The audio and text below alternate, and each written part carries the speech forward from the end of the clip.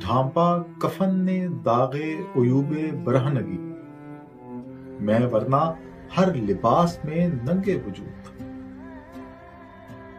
دیکھتے ہیں اس شعر کے مشکل الفاظ۔ داغ، نشان، عیوب، عیب کی جمع عیوب، عیب برہنگی یعنی بے لباس ہونے کا عیب، مراد برائیوں کا ظاہر ہونا۔ ننگے وجود، ننگ سے مراد شرم، ننگے وجود، وجود یا ہستی کے لیے باعث شرم۔ اس شعر کی بہت ساری انٹرپریٹیشنز ہو سکتی ہیں، لیکن ہم صرف ایک دو پر ہی نظر ڈالیں گے۔ اس کا لفظی مطلب تو یوں ہے کہ کفن یعنی موت نے میرے عیوب برہنگی یعنی میری برائیوں پر پردہ ڈالا، ورنہ میں ہر لباس میں ننگے وجود تھا یعنی باعث شرم و عار تھا۔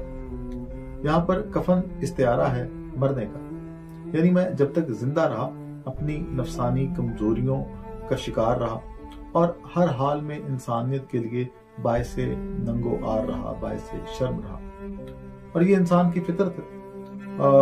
ان مصائب سے تبھی انسان چھٹکارا پا سکتا ہے جب وہ لباس زندگی چاک کر کے کفن پوش ہو جائے، یعنی انسان مر کر ہی اپنے عیبوں پر پردہ ڈال سکتا ہے۔